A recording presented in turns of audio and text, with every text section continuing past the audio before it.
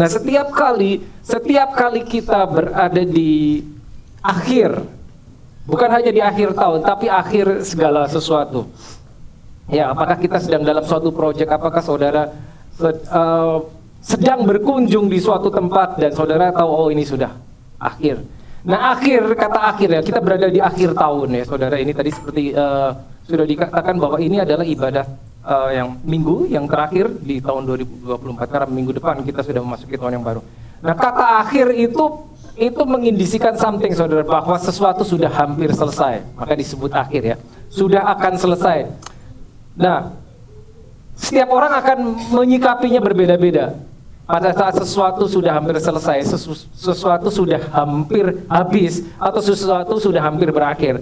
Di satu sisi, kita sebetulnya tahu pada saat sesuatu berakhir, itu tidak hanya berakhir, tapi sesuatu yang baru akan dimulai.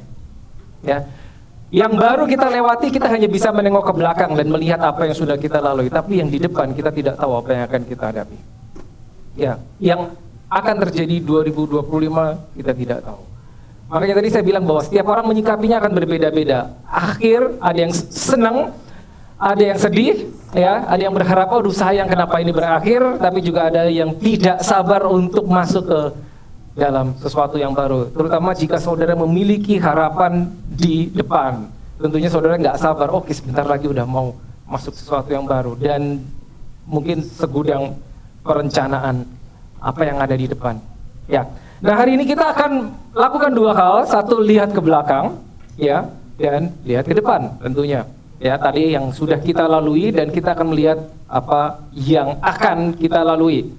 Nah, oke, kita lihat dulu ayat yang ini. Ya, selalu, ya ini sering ya. Mazmur 103 ayat 2. Ya, saya bacakan saudara. Mazmur 103 ayat 2. Bless the Lord, O my soul, and forget not all His benefit. Bahasa Indonesia, pujilah Tuhan hai jiwaku, dan jangan lupakan segala kebaikannya. Dikatakan jangan lupakan, do not forget all His benefit. Jangan lupa segala kebaikannya. Saat kita di penghujung tahun 2024, sangat tepat saat ini adalah kita untuk stop and think.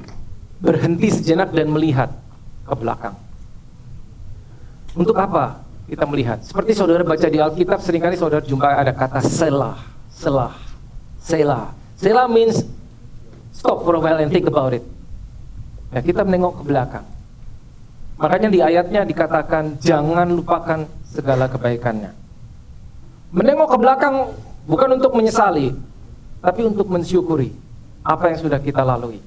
Terlepas dari apapun baik atau buruk menurut pendapat kita, faktanya hari ini saudara berada di sini dalam keadaan baik, masih hidup, tidak sakit. Itu layak kita bersyukur. Nah, paling tidak ada dua hal yang bisa kita syukuri. At least dua. Tentunya akan ada banyak ya, kita bisa cari banyak hal. Tapi bisa dikategorikan dalam dua hal. Pada saat kita harus bersyukur menengok ke belakang, paling tidak dua hal yang kita bisa syukuri. Nomor satu adalah ini, sesuatu yang sudah kita terima. Nah, ini general. Pada saat kita bersyukur, biasanya 90% kita akan mensyukuri apa yang telah kita terima. Betul kan? Atau bahkan saudara mungkin menyarankan seseorang untuk bersyukur. Oh, kamu harus bersyukur. Kenapa? Karena hidupmu telah melalui hal yang baik. Maksudnya adalah apa yang telah kita terima. Segala kebaikan Tuhan yang telah kita terima, itu kita syukuri. Sampai dibilang di ayatnya jangan lupakan. Berarti Tuhan tahu itu gampang lupa. Kita gampang lupa. Makanya sampai dibilang jangan lupakan. Secara manusia kita gampang lupa. Begitu kita menemukan sesuatu yang baik, kita lewat, gampang lupa. Dan ayatnya mengingatkan jangan lupakan segala kebaikannya. Itu nomor satu, gampang. Kita sekarang untuk stop dan tengok ke belakang apa yang Tuhan sudah lakukan. Itu umum. Tapi yang kedua, ini yang kita sering lupa. Ya, nomor satu, sesuatu yang telah kita terima. Tapi kita juga harus mensyukuri sesuatu yang tidak kita terima. Dan ini nggak semua orang tahu. Yang nomor dua, tidak semua orang tahu, tidak semua orang sadar bahwa kalau saya tidak terima, lalu saya mensyukurinya untuk apa? Begitu kan? Coba think about it. Pikirkan sejenak. Biasanya kalau mensyukuri kan karena sesuatu yang kita terima, dapat something. Apa yang harus kita syukuri orang kita nggak dapat? Tapi kita harus bersyukur atas ini yang kita tidak dapat. Tuh. Karena kita tidak dapat yang itu. Kita tidak dapat penyakit, kita tidak dapat accident, kita tidak dapat disaster. Ya. Jadi bersyukur bukan cuma atas apa yang Tuhan sudah berikan, but for what God has kept us from. Itu kita harus syukuri. Yang nomor 2 ini, secara jujur, lebih gampang lupa. Lebih gampang lupa. Pada saat setiap kali kita bangun, kalau saudara harus, misalkan, begitu melek setiap pagi, saudara harus, temukan 10 hal yang harus saudara syukuri. Ternyata itu tidak mudah. Tidak semua kita bisa menyebutkan. Nomor 1 saya harus bersyukur tentang apa, nomor 2 tentang apa. Karena yang ini sering kelewat, saudara. Nih. Karena begitu modenya, begitu mensyukuri, kita selalu pikir ini loh, nomor 1 kan. Apa yang sudah kita terima? Kebaikan, kemurahan, promosi, bisnis yang baru, that's good. Ya, berkat yang baru, itu kan yang nomor 1. Sehingga kita sering lupa yang nomor 2. Gitu. Nah, akhir tahun paling tepat kita untuk stop dan tengok ke belakang. Apa yang telah kita terima dan apa yang tidak kita terima. Tapi yang nomor 2 ini ada satu bagian lagi. Ya. Apa yang telah Tuhan hindarkan. Tapi juga ternyata kita bisa bersyukur sesuatu yang baik yang tidak kita terima. Ini lebih susah. Sesuatu yang baik yang tidak kita terima. Pernahkah saudara berdoa atau berharap atas sesuatu yang baik, tapi saudara tidak menerima atau belum terima sampai sekarang? Pernah? Saya yakin pernah semua. Bahkan kita bertanya-tanya sama Tuhan, Tuhan ini kan baik yang saya doakan. Mengapa saya belum terima sampai hari ini? Karena mungkin apa yang kita doakan, we cannot handle it yet. Tuhan tahu kalau aku kasih sekarang ke kamu, kamu nggak sanggup menghandle-nya. Berkat is something good. Berkat adalah sesuatu yang baik, tapi itu di mata manusia. Betul kan? Pandangan Tuhan, perspektif Tuhan tidak sama dengan perspektif manusia. Pada saat kita berdoa, ya kita berharap apa yang kita harapkan, apa yang kita doakan kita terima. But the problem is Tuhan lebih tahu. Pada dasarnya kita tahu ya, Tuhan itu maha tahu, dan pada dasarnya manusia itu kan sok tahu. Bener gak sih? Ya kita minta aja, kita berdoa aja, tapi dia tahu kalau saya kasih sekarang, you cannot handle it. Itu kita nggak tahu. Yang itu kita nggak tahu, sayangnya gitu. Sehingga apa yang terjadi, seringkali kita komplain, mengapa Tuhan saya belum dapat yang ini? Ini kan sudah saya doakan begitu lama. Sepanjang tahun, misalkan saudara punya sesuatu dalam hati saudara tahun 2024, dari awal tahun sampai sekarang, saudara berharap something, tapi belum terima. Bisa jadi karena terlalu besar sehingga kita belum sanggup menerimanya. Bukan Tuhan tidak memberi, tapi kita belum sanggup menerimanya. Ada sesuatu yang begitu besar yang pada saat kita terima dan kita belum sanggup, itu akan menjauhkan kita dari Tuhan. Oh, saya yakin semua tahu ini, ya kan? Sangat mudah kita berbelok. Buktinya di Alkitab sudah begitu banyak bangsa pilihan Tuhan meninggalkan Tuhan karena, tanda kutip, karena berkat. Nah, ini yang paling tidak 2 hal ini. Nah, tadi sudah disinggung ayat ini. Itu dia, Yeremia 29 ayat 11. Mari kita baca sekali lagi. Tadi Andi sudah membaca Yeremia 29. Nah, tapi ini nggak 100% sama versi bahasa Indonesia dengan versi bahasa Inggris saja. Itu saya bawa 2 version. Bahasa Indonesianya, sebab aku mengetahui rancangan apa yang ada mengenai kamu, demikianlah firman Tuhan, yaitu rancangan damai sejahtera dan bukan rancangan kecelakaan, untuk memberikan kepadamu hari depan yang penuh harapan. Hari depan yang penuh harapan. Hari depan kita nggak tahu ada apa. Ya kan, kita nggak tahu kan. Kita hanya bisa berharap. Kita hanya bisa berharap. Dan pada saat manusia berharap secara natural, harapan itu selalu 50-50, saudara. Betul kan? Saudara berharap apapun, it's always 50-50. Secara natural, manusia akan berkata demikian. Maksudnya apa? Bisa dapat, bisa enggak. Namanya juga harapan. Ya. Tapi di mata Tuhan enggak gitu. Beda. Ya. To give you an expected end. Expected end. Gitu. Pada saat kita berharap secara natural, secara manusia itu 50-50. Tapi kalau kita tahu harapan kita di dalam Tuhan, it's not 50-50. Kalau kita tahu isinya apa janji Tuhan, itu bukan 50-50. Karena kita berkata, all the promises of God are yes and in Him, amen. For the glory of God in Christ Jesus. Jadi bukan 50-50 kalau kita tahu harapan kita di dalam Tuhan. Ya tentunya ada faktor lain yang mempengaruhi. Nah, satu ayat lagi yang saya mau share, yaitu Yesaya 46 ayat 10. This is beautiful. Ya. Baris pertama saja, yang memberitahukan dari mulanya hal yang kemudian. Sekali lagi saya bawa dua versi karena bahasa Indonesia dan bahasa Inggrisnya tidak persis sama. This is God Himself. Declaring the end from the beginning. Nah ini kan gak 100% sama tuh sama yang ini kan. Memberitahukan dari mula hal yang kemudian. Aslinya begini, declaring the end from the beginning. Jadi Tuhan bekerjanya begini, declaring the end, ya, from the beginning. Pada saat Dia akan memulai sesuatu, gini, saat Dia merencanakan hidup saudara, Dia membentuk saudara, Dia merencanakan, Dia sudah mendeklar endingnya. Declaring the end from the beginning. Dia mendeklar endingnya, hidupmu endingnya bagaimana, and then Dia start dari awal. Saya pernah mengilustrasikannya seperti seorang sutradara. Kalau ada sutradara mungkin tahu. Sutradara pada saat bikin film, ya sutradara saudara ngerti ya, bikin film. Dia bikin film itu dia nggak urut, nggak kronologis. Intronya dulu dia bikin, habis itu nggak. Dia terserah mau mulai dari mana aja dia bisa. Dia bisa mulai film itu dari tengah, dia bisa mulai dari depan, dia bisa mulai dari belakang. Mungkin dia mulai dari cari lokasi yang paling dekat mana. Dia start dari situ, padahal itu bagian akhir film itu. Dia bisa terserah dia. Kenapa? Karena dia udah tahu akhirnya seperti apa. Dia nggak random. Nomor satu. Yang kedua, kenapa dia melakukan itu? Karena dia tahu dia punya kemampuan. Saya bisa mulai dari mana saja. Begitu saya gabung, ceritanya akan jadi dari awal sampai akhir. Seperti itu. Nah, cara pandang Tuhan seperti itu. Dia melihat bukan seperti kita kronologis. Ya, dia pernah di belakang, dia pernah di depan karena dia di luar waktu. Dia bisa di mana saja. Itu dia. Nah, sekali lagi bahwa pada saat kita di akhir tahun, ya tadi seperti saya bilang, nanti awal tahun biasanya orang buat resolution kan, ya kan? Tahun ini mau apa? Nah, itu nanti minggu depan kita akan bicara itu. Tapi pada saat kita di akhir tahun, ya tadi saya bilang bahwa kita melihat ke belakang apa yang sudah saya capai. Dan sifat natural manusia selalu ingin tahu. Betul kan saudara?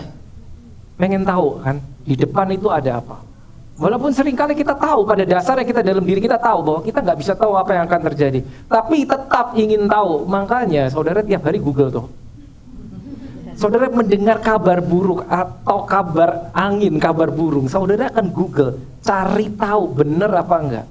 Karena sifat dasar manusia gitu, ingin tahu apa yang ada di depan. Dengan harapan, kenapa? Pada saat kita telah tahu, kita berharap bahwa kita bisa mengendalikan atau paling tidak menghindari kalau itu sesuatu yang buruk. Tapi seringkali begitu kita tahu, yang ada satu paket datang, informasi plus kekhawatiran. Betul kan? Kenapa? Pada saat waduh ini begini, tahun depan akan ada begini, prediksi ekonomi akan demikian. Apakah damai sejahtera yang datang? Bukan. Bingung, mungkin khawatir. Gimana kalau, bagaimana ini jika menimpa aku, jika menimpa saudaraku, menimpa anakku yang tinggalnya jauh? Lalu kita membuat rencana, saya akan siap-siap untuk sesuatu yang buruk. Tanpa sadar kita mengharapkan itu terjadi. Betul gak? Let's prepare for the worst. Tuhan Yesus gak pernah begitu. Sayangnya dia berbeda, cara kerjanya dia berbeda. Ya, itu dia. Manusia selalu ingin tahu karena ingin bisa mengendalikan. Nah, kita ternyata Alkitab mengajarkan kita berbeda, saudara. Oke, ini satu ayat lagi saya share yang luar biasa. Mazmur 23 ayat 4. Mazmur 23 saya percaya saudara semua sudah pernah dengar. Ini sangat terkenal. Sekalipun aku berjalan dalam lembah kekelaman, aku tidak takut bahaya. Stop dulu. Sekalipun aku berjalan dalam lembah kekelaman, aku tidak takut bahaya. Though I walk through the valley of the shadow of death, I will fear no evil. Lihat. Berjalan dalam lembah kekelaman, bahaya toh? Bahaya, jelas karena lembah kekelaman. Tapi pemazmur berkata, aku tidak takut bahaya. Lalu diberitahu mengapa dia tidak takut. Bukan karena dia tahu yang akan terjadi. No, bukan karena dia tahu dia bisa menghadapi. Bukan karena nih, because you are with me. Cuman itu. Cuman itu. Jadi menghadapi tahun 2025, saya yakin, saya jamin saudara Google, tanya mungkin AI, prediksi tahun 2025 yang keluar, saya tanya negatif atau positif? Mostly negatif. Dan dijamin pasti pikiran kita terpengaruh. Oh yes, pasti. Pasti. Tapi ingat, sebab engkau. Jadi kita sebetulnya nggak perlu tahu yang itu. Cukup ini yang kita tahu. Sebab for you are with me. Cuman itu. Jadi untuk menghadapi 2025 ini saudara, for you are with me. Itu yang perlu kita tahu. Itu yang perlu kita tahu. Ya. Kita tahu banyak itu oke lah, baik. Tapi jangan lupa, setiap pengetahuan, apapun informasi yang datang itu ada implikasinya. Dia tidak datang sendiri. Ada paketnya. Paketnya yaitu kekhawatiran, salah satunya. Kita tambah tahu itu tidak selalu tambah baik, saudara. Generally speaking, yes, itu tambah baik, tapi belum tentu. Belum tentu. Maka ada hal-hal yang sengaja Tuhan sembunyikan karena dia tahu you cannot handle it. I cannot handle it. Lebih baik engkau tidak tahu karena pada saat engkau tahu, engkau khawatir. Jadi sengaja disembunyikan sama Tuhan. Oke, lanjut ya saudara. Nah beberapa hal tahun 2024 ya, oke. Kita akan mengakhiri ini tidak lama. Mari kita pastikan ada hal-hal yang bisa kita lakukan, telah kita lakukan tahun 2004. Ya kita tidak akan go through apa yang saudara-saudara alami karena saya nggak tahu saudara sudah mengalami apa kan. Beda-beda yang kita sudah alami. Tapi paling tidak mari kita sebagai satu tubuh Kristus kita bareng-bareng bersama-sama melihat apa yang bisa kita lakukan karena ini masih sisa beberapa hari kan. Dan masih sempat untuk melakukan sesuatu yang belum kita lakukan. Misalnya ini nomor 1. Sudahkah? Make sure you pray for someone. Oh iya, saya orang Kristen, saya tiap hari berdoa. But you pray for someone else, not for you. Nggak semua orang saudara berdoa buat orang lain. Mari kita jujur. Pada saat kita berdoa, mostly 90% yang kita doakan adalah ya diri kita, keluarga kita, orang yang kita kenal. Apakah kita terlintas pernah berdoa untuk sesuatu yang tanda kutip itu nggak ada hubungannya sama saya? Kenapa saya harus doakan? Apakah saudara pernah di dalam waktu pribadi saudara berdoa untuk kota saudara? Untuk pemerintah? Saya bukan orang pemerintah, kenapa saya harus berdoa? Pernahkah? Untuk bangsa di mana saudara hidup? Kayaknya nggak ada hubungannya, terlalu besar Tuhan. Apa iya doa saya yang satu orang bisa mengubah pemerintahan bangsa ini? Apa iya doa saya bisa mengubah negeri ini? Saya cuma sendiri. Ini berapa orang? 50. Kalau kali 50 doa begitu semua, 50 orang loh yang naik. Gitu loh. Jadi jangan pernah saudara mengecilkan pada saat saudara berdoa untuk sesuatu yang tanda kutip kelihatannya tidak ada hubungannya. Itu menunjukkan tingkat kedewasaan kita. Pada saat kita mengangkat doa di hadapan Tuhan dengan iman kita untuk orang lain, untuk kepentingan lain. Gitu. Bisa masih ada beberapa hari. So make sure you pray for someone, bukan hanya buat kita. Lalu apa lagi? Make sure you give something to someone. Expression of your love. Expression of your love. Maksud saya begini. Ya tentunya kita baru saja melewati Natal. Natal itu keren kado kan. Kita selalu memberikan. But ini sedikit beda. You give something to someone. Maybe someone yang tidak ada di dalam list saudara yang saudara kenal. Seseorang yang benar-benar perlu. Kalau kita tukeran kado itu kan dia gak perlu sebetulnya, iya kan? Tapi seseorang yang benar-benar perlu dan yang diperlukan orang itu ada di tanganmu. Itu bedanya. Ya, kalau kita aware banyak sebetulnya. yang bisa kita lakukan buat orang yang perlu. Masih ada beberapa hari, ya. Lalu, make sure you share the word of God to someone. Nah ini, jangan berpikir begini, saya bukan pendeta, saya bukan penginjil, kenapa saya harus menceritakan firman Tuhan? Setiap orang saudara tidak pernah tahu bahwa firman yang keluar dari mulut saudara begitu sampai di mulut dia, sampai di hati dia, suatu hari dia akan jadi apa? Saudara nggak pernah tahu. Saudara tahu seorang yang namanya siapa? Billy Graham, ya penginjil besar ya. Ya sudah sangat terlalu, orangnya sudah meninggal belum lama. Sangat terkenal, penginjil besar sepanjang masa. Dia meninggal di usia 99 tahun, hampir 100. Kalau saudara dengar cerita dia, bagaimana dia bisa start sebagai seorang penginjil kelas dunia, itu cuma tahu nggak gara-garanya. Suatu saat dia berjalan, lalu dia melewati sebuah tenda. Di dalam tenda itu sedang ada kebaktian. Nggak ada yang nyuruh, nggak ada yang maksa, nggak ada yang ngajak. Dia cuma masuk, lihat ada apa di dalam. Dan dia lihat di dalam sedang diberitakan firman Tuhan, dan dia duduk. Dan itu mengubah hidup satu orang, dan hidup satu orang mengubah hidup jutaan orang di seluruh dunia. Jadi saudara nggak pernah tahu firman sederhana apa yang saudara taburkan di dalam hidup seseorang itu akan sampai di mana, dampaknya seberapa besar. Ya. Jadi masih ada beberapa hari. Share the word of God. Ceritakan, sependek apapun, ceritakan kepada orang. Ceritakan kepada orang. Siapa yang saudara ingat, siapa yang saudara kenal, atau yang tidak saudara kenal. Nah ini, ini tidak mudah. Make sure you forgive someone. Kalau saya beri waktu saudara 1 menit, oke, saudara harus mengampuni seseorang. Nggak gampang, karena seringkali kita pikir, siapa ya? Kayaknya I'm a nice person. Saya harus mengampuni siapa? Nggak gampang saudara. Seringkali itu butuh waktu, meditate. Siapa orang yang harus saya ampuni? Saudara ingat, kenapa di dalam doa yang diajarkan Yesus ada satu kalimat, ampunilah kesalahan kami seperti kami mengampuni orang yang bersalah kepada kami. Make sure you forgive someone. Ini nggak gampang, nggak gampang. Bukan karena nggak gampang melakukannya, tapi karena kita seringkali nggak tahu siapa ya orangnya. Saya nggak punya masalah sama orang, misalkan kita begitu, saya harus mengampuni siapa? Ini perlu direnungkan dulu, siapa kira-kira orangnya. Ya, it's not easy. Lalu, make sure you help someone. Ini masih beberapa hari. Maksudnya apa? Membantu orang, helping someone.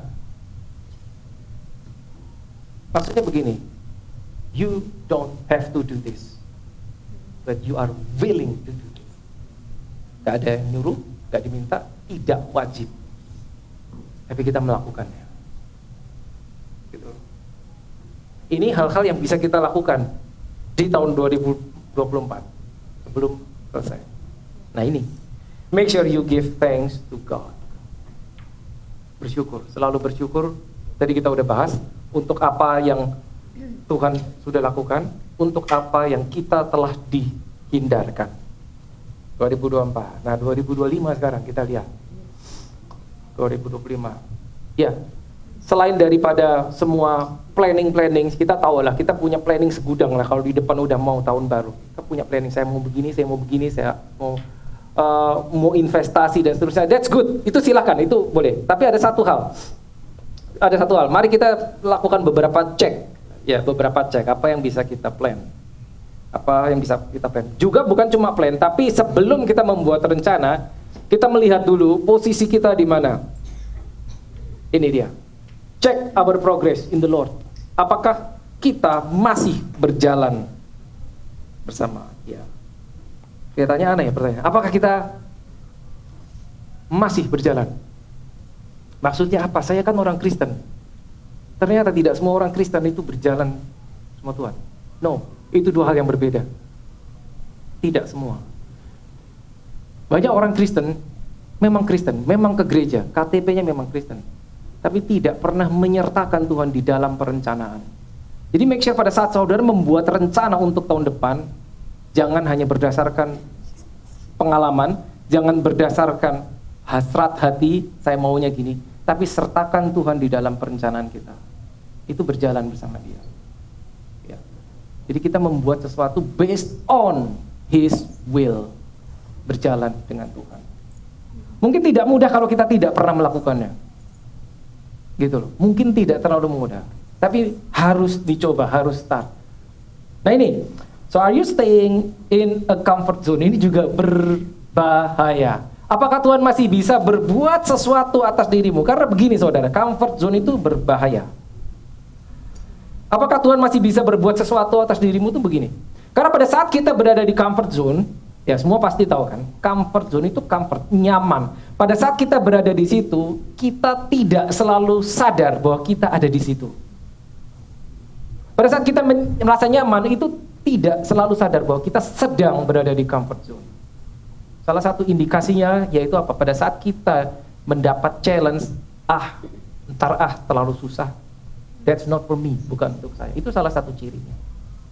Karena setiap kali perubahan pasti tidak nyaman, sekecil apapun juga. Sehingga secara natural manusia tidak suka perubahan. Itu salah satu cirinya kita ternyata sudah berada di sini, comfort zone. Comfort zone itu memang enak. Pada saat kita merencanakan sesuatu, kita punya goal dan goal itu tercapai. At that very moment we are stepping in ke dalam comfort zone tanpa kita sadar. Dan bukan cuma step in and we gonna stay in that comfort zone. Untuk berapa lama kita nggak tahu. Kita nggak tahu.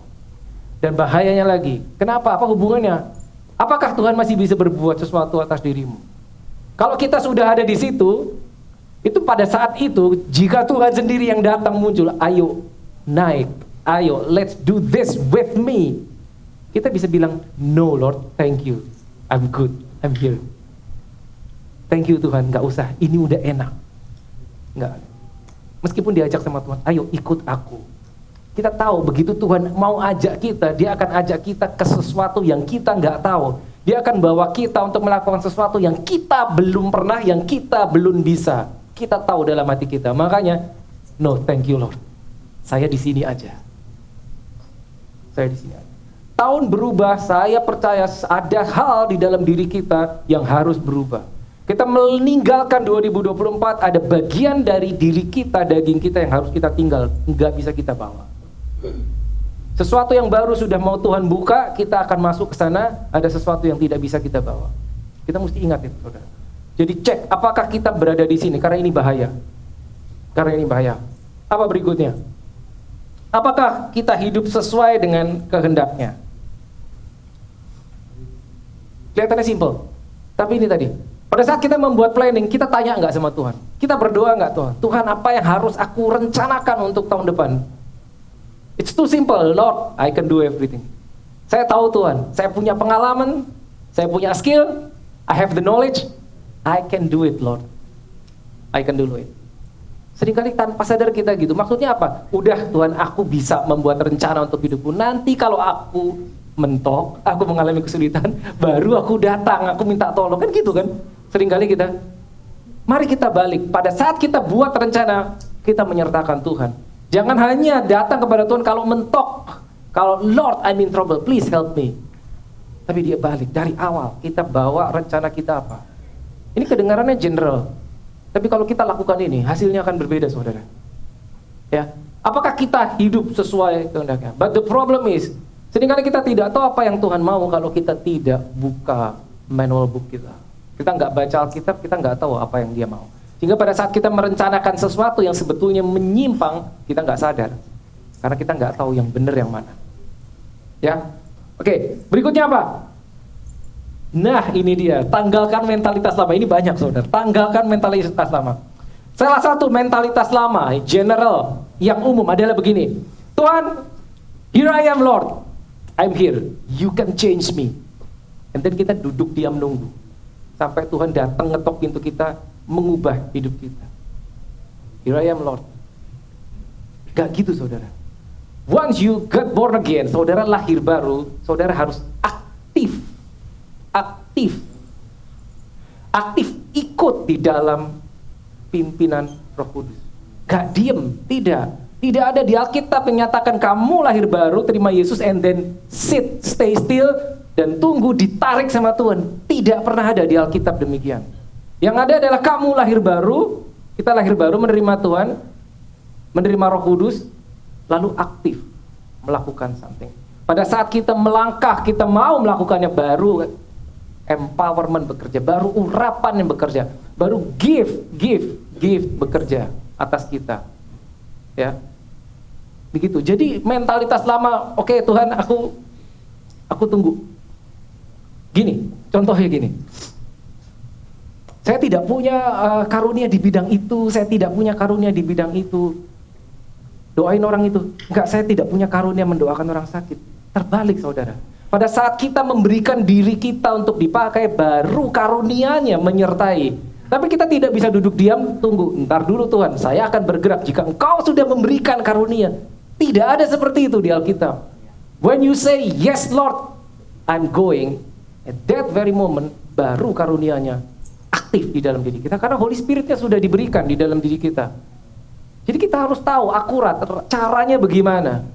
Kalau kita nunggu Tuhan, kalau kau nggak kasih karunia, aku nggak akan doain orang sakit. Mungkin kita nggak akan melihat itu, saudara.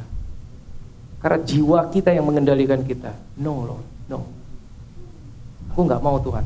Sampai kau berikan aku karunia, dorongan di dalam hatiku. Roh Kudus tidak diberikan dalam kita untuk ayo maju. Enggak gitu, enggak ada. You read your Bible, John chapter 14, 15, 16 tentang Holy Spirit dijanjikan. Tidak pernah ada seperti itu. Holy Spirit dijanjikan, diberikan untuk mengingatkan kita, menguatkan kita, mengempower dan memberikan penghiburan, maka disebut comforter. Tapi bukan ayo kamu jalan, enggak. Itu harusnya sudah ada mesin itu di dalam diri kita. Berikan dirimu melakukan sesuatu, maka dia akan bekerja dari dalam. Nah, itu mentalitas lama yang saya bilang harus dibuang. Ya, make sure ini. Satu lagi, apa itu mentalitas lama? Begini, satu lagi begini. Now this is dangerous. Ya, kita tahu kita harus berubah. Tapi keluar dari mulut kita statement gini. Aku ini orangnya udah kayak gini. Pernah denger itu? Populer. Saya ini orangnya udah begini.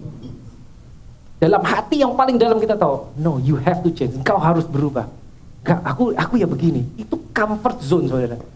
Meskipun itu buruk, karena kita sudah berada di dalamnya, itu menjadi bagian diri kita. Kita tahu enggak, itu buruk sebetulnya. Kita tahu mindset kita, harusnya kita enggak begini, harusnya kita berubah. Saya terlalu pemalu. Kita tahu itu tidak baik sebetulnya. Tapi untuk keluar, takut. Setiap perubahan menakutkan. Gitu, itu harus ditanggalkan. Saya udah kayak gini. Itu ibaratnya Tuhan datang ke hadapan kita, kita kasih harga mati. No Lord, aku begini gara-gara kamu. Kita menyalahkan Tuhan. You created me like this. No, tidak. Itu jiwa kita, itu pikiran kita yang memberikan cap, memberikan merek kepada kita. Kamu begini, kamu pemalu, kamu nggak bisa ngomong, kamu tidak bisa bicara di depan umum, kamu tidak punya bakat begini, kamu tidak punya urapan begini. Tidak, itu jiwa kita yang menciptakan batasan-batasan itu. Lalu kita embrace dan kita tinggal di dalamnya, nyaman. Saya aman di sini. Ada kesempatan pelayanan, enggak, saya enggak disayang itu. Itu mentalitas lama. Itu. Kita enggak bisa tunggu malaikat Tuhan datang. Kamu sekarang giliran. Now it's your time. No. Holy Spirit sudah diberikan. Dia yang mengingatkan, and then you have to take the first step. Ya, ini mentalitas lama harus ditanggalkan dan ditinggalkan. Ya, ambil keputusan untuk berubah menjadi lebih baik dalam segala hal, juga dalam ministry. Now, nextnya apa? Nah, ini dia. Ambil bagian dalam ministry, ambil bagian dalam pelayanan. Akan selalu ada hal yang bisa kita lakukan untuk tubuh Kristus. Pandangan kita begini, gereja itu tubuh Kristus. Kita bukan sebetulnya ya, melayani Tuhan itu betul. Tapi sebetulnya yang lebih akurat kalimatnya adalah melayani pekerjaan Tuhan. Tuhan punya segalanya. He can do all things. He is perfect, powerful. Tapi pekerjaannya butuh orang-orang. Makanya Yesus suatu saat berkata kepada muridnya, ya, tuaian memang banyak, tapi pekerja sedikit. Ingat ya, Ya. The harvest is truly plentiful, but the workers are few. Yang kita perlukan pekerja-pekerja. Sekecil apapun kita bisa melakukan sesuatu untuk pekerjaan Tuhan. Dan mindset kita begini saudara, kita tidak melakukan buat manusia, kita tidak melakukan buat merek gereja, tidak. Apapun yang kita buat itu akan diperhitungkan, karena kita melakukannya untuk Tuhan, untuk pekerjaannya. Saya pernah share kan suatu saat, kita datang ke gereja, kursi udah set seperti ini, tapi kita nggak tahu siapa yang ngatur kursi ini kan. Ada seseorang yang datang pagi-pagi yang harus pasang kursi satu-satu. Kadang orangnya juga cuma satu orang. Ya, saya nggak usah sebutkan orangnya. Beberapa dari saudara sudah tahu orangnya siapa. Tapi itu sesuatu yang mungkin tidak dianggap oleh manusia. Tapi itu pekerjaan Tuhan. Itu pekerjaan Tuhan. Apa yang dia buat itu, pasang kursi di mata Tuhan, tidak lebih kecil dibandingkan apa yang saya lakukan di sini. Khotbah di jam sekian. Tidak seperti itu. Hati kita yang dilihat, ya. Ambil bagian dalam ministry. Sekali lagi ini adalah kedewasaan kita. Hanya orang-orang yang dewasa secara rohani dia bisa step in. Karena pada saat kita masuk ke dalam ministry itu kita memberikan diri kita. Kita memberikan diri kita. Karena Tuhan menyelamatkan kita, karena Tuhan telah berbuat baik pada kita, lalu kita balesnya gimana? Kita mau ngasih apa ke Tuhan? Gak bisa toh? Kasihnya ke sini, ke kiri, ke kanan. Ministry. Ya. Itu tidak akan seperti ada bagian di dalam diri kita yang kosong jika kita tidak step into a ministry. Dimanapun saudara berada, step into a ministry. Step into ministry. Hanya orang dewasa yang bisa give toh. Anak kecil kan susah kalau saudara kasih. Anak kecil, saudara punya anak kecil, punya mainan banyak, kasih satu buat teman kamu. Nggak gampang kalau anak kecil, karena dia maunya it's me, it's mine, me, myself, I, me, myself. Anak kecil tuh begitu. Begitu dia mulai dewasa, dia bisa share something, bisa give something.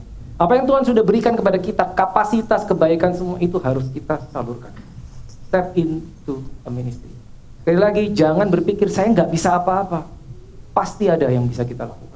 Pasti ada. Karena Tuhan berikan Roh Kudus-Nya. Pasti ada yang bisa kita lakukan. Ya, jadi ambil bagian dalam ministry. Tidak selamanya seseorang diciptakan untuk menjadi penonton. Maksudnya apa? Penonton itu comfort. Penonton itu di pinggir. Penonton tidak capek, penonton tidak keringetan kalau saudara nonton bola. Penonton tidak beresiko, kesenggol, kesandung, jatuh di lapangan. Tidak, penonton gak harus latihan. Penonton mau datang jam berapa aja bisa. Kalau pemain, dia datang harus awal, dia harus latihan, dia harus persiapan, dia harus punya target. Gitu loh. God, that's too much for me. Ingat saudara, tidak selamanya kita diciptakan jadi penonton. Kalau kita berjalan akurat bersama Tuhan, dia akan melihat kesetiaan kita one step at a time. Step 1, kita setia, dia akan ajak kita naik, bukan ajak turun saudara. Ajak naik berarti ada sesuatu yang berubah. Ajak naik satu lagi, dikit-dikit naiknya. Gitu. Sehingga sampai satu saat kita berada di level tertentu. Itu namanya grow, bertumbuh di dalam Tuhan.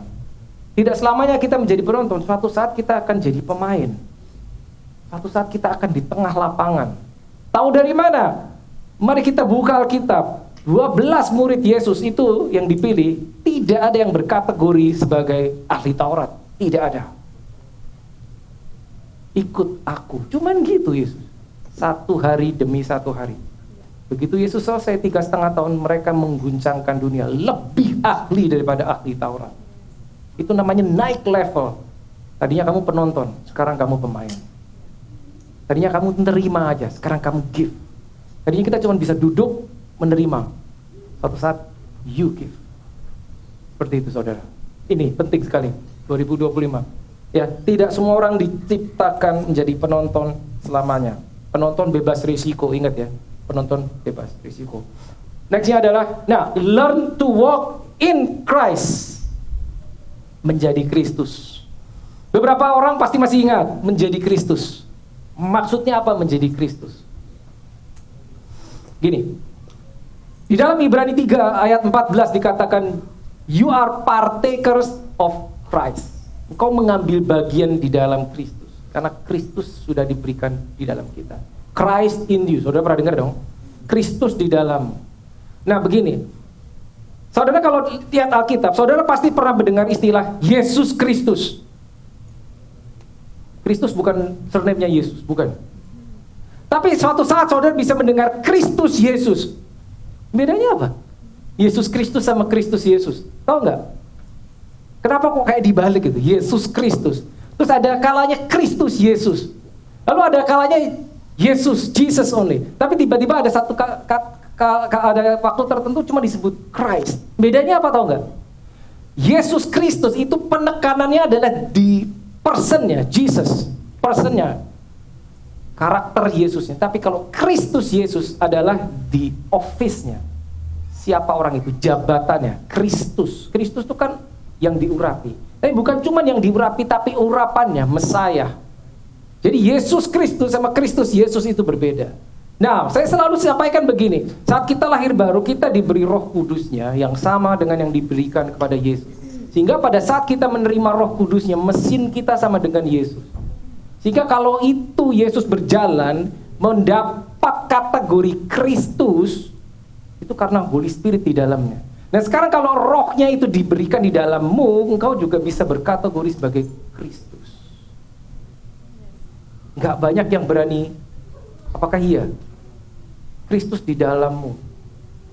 Jadi urapannya ada di dalam kau.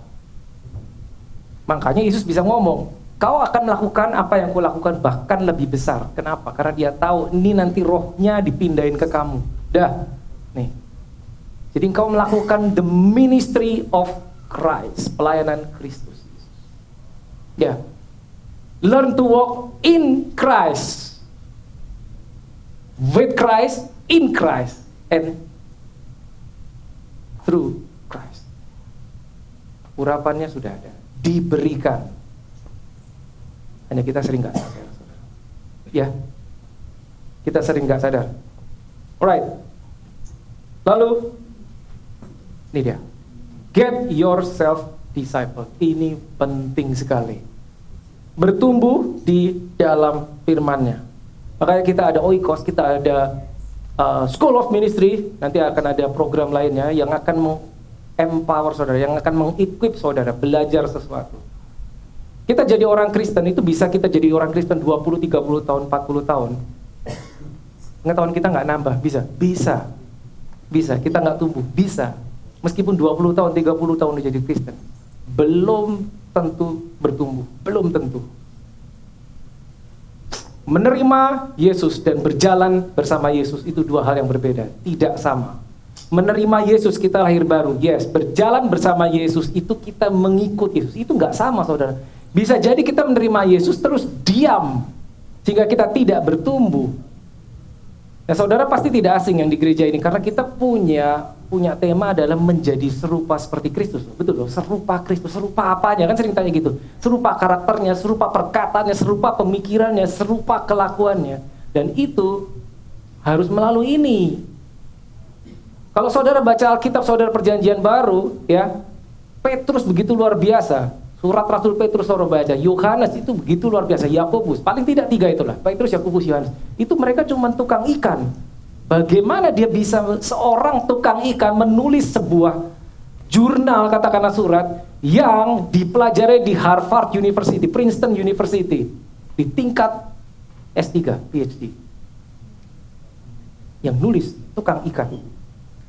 Dia nggak mungkin begitu kalau dia tidak bertumbuh di dalam firman sama Yesus.